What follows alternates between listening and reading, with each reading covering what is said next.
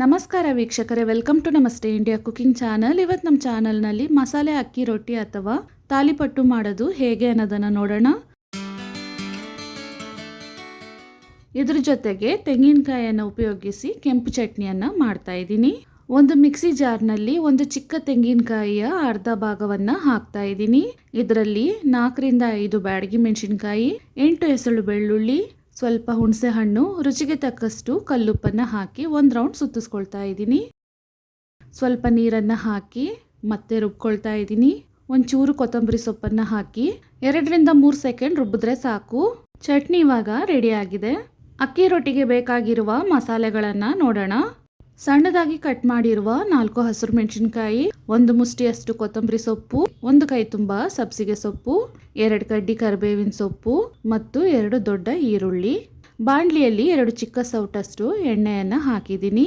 ಇದರಲ್ಲಿ 2 ಸ್ಪೂನ್ ಕಡಲೆಬೇಳೆಯನ್ನು ಹಾಕಿ ಸ್ಟವ್ ಅನ್ನು ಲೋ ಫ್ಲೇಮ್ನಲ್ಲಿ ಇಟ್ಟು ಲೈಟ್ ಕಂದು ಬಣ್ಣ ಬರೋವರೆಗೂ ಬಾಡಿಸ್ತಾ ಇದ್ದೀನಿ.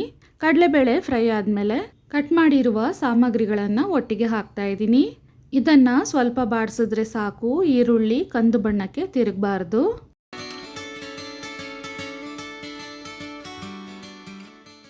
ನೋಡಿ, ಈರುಳ್ಳಿ ಇವಾಗ ನೀರು ಬಿಟ್ಕೊಂಡಾಗ ಆಗಿದೆ. ಇಷ್ಟೇ ಸಾಕು. ಸ್ಟವನ್ನು ಆಫ್ ಮಾಡ್ತಾ ಇದ್ದೀನಿ. ಈ ಬಿಸಿನಲ್ಲಿನೇ ಅರ್ಧ ಕೆಜಿ ಹಸಿ ಅಕ್ಕಿ ಹಿಟ್ಟನ್ನು ಹಾಕ್ತಾ ಇದ್ದೀನಿ.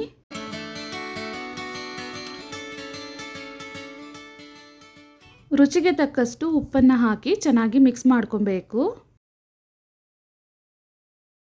ನೋಡಿ, ಸ್ಟವನ್ನು ಆಫ್ ಮಾಡಿದ್ದೀನಿ. ನೀರನ್ನು ಸ್ವಲ್ಪ ಬೆಚ್ಚಗೆ ಕಾಯಿಸ್ಕೊಂಡಿದ್ದೀನಿ. ಇದನ್ನು ಹಾಕಿನೇ ಹಿಟ್ಟನ್ನು ಕಲಿಸ್ಕೊಬೇಕು. ಹೀಗೆ ಅಕ್ಕಿ ಹಿಟ್ಟನ್ನು ಕಲಿಸ್ಕೊಂಡಾಗ ರೊಟ್ಟಿ ತಣ್ಣಕ್ಕಾದ್ಮೇಲೆನೂ ಚೆನ್ನಾಗಿ ಸಾಫ್ಟ್ ಆಗಿನೇ ಇರುತ್ತೆ. ಸ್ವಲ್ಪನೇ ನೀರನ್ನು ಹಾಕಿ ಹಿಟ್ಟನ್ನು ಚೆನ್ನಾಗಿ ಕಲಿಸ್ಕೊಳ್ತಾ ಇದ್ದೀನಿ.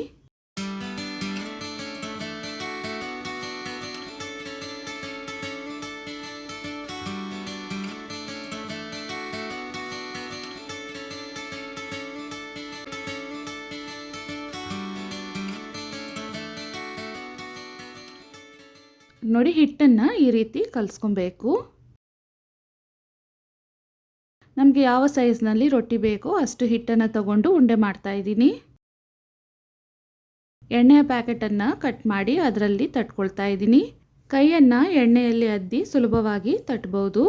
ದೊಡ್ಡ ಸೈಜ್ನ ಬಾಳೆ ಎಲೆ ಇದ್ದರೆ ಅದನ್ನು ರೌಂಡ್ ಶೇಪ್ನಲ್ಲಿ ಕಟ್ ಮಾಡಿನೂ ಸಹ ಇದನ್ನು ತಟ್ಬೋದು.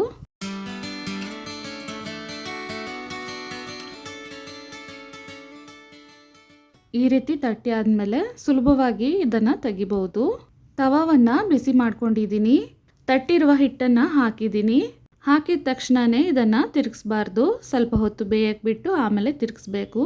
ನೋಡಿ, ಹಿಟ್ಟಿನ ಬಣ್ಣ ಬದಲಾಗಿದೆ. ಇವಾಗ ಇದನ್ನು ತಿರುಗಿಸಿ ಹಾಕ್ತಾ ಇದ್ದೀನಿ. 2 ಕಡೆನೂ ಸ್ವಲ್ಪ ಎಣ್ಣೆಯನ್ನು ಹಾಕ್ತಾ ಇದ್ದೀನಿ.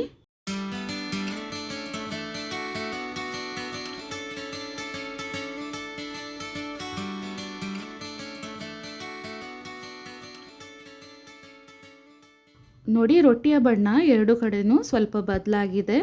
ಇಷ್ಟು ಬೇಯಿಸಿದ್ರೆ ಸಾಕು. ಮಸಾಲೆ ಅಕ್ಕಿ ರೊಟ್ಟಿನೂ ಇವಾಗ ರೆಡಿಯಾಗಿದೆ. ನೀವು ಮನೆಯಲ್ಲಿ ಒಂದ್ಸಲ ಟ್ರೈ ಮಾಡಿ ನೋಡಿ. ಇನ್ನೊಂದು ವಿಡಿಯೋದಲ್ಲಿ ನಿಮ್ಮನ್ನು ಭೇಟಿ ಆಗ್ತೀನಿ. ಧನ್ಯವಾದಗಳು.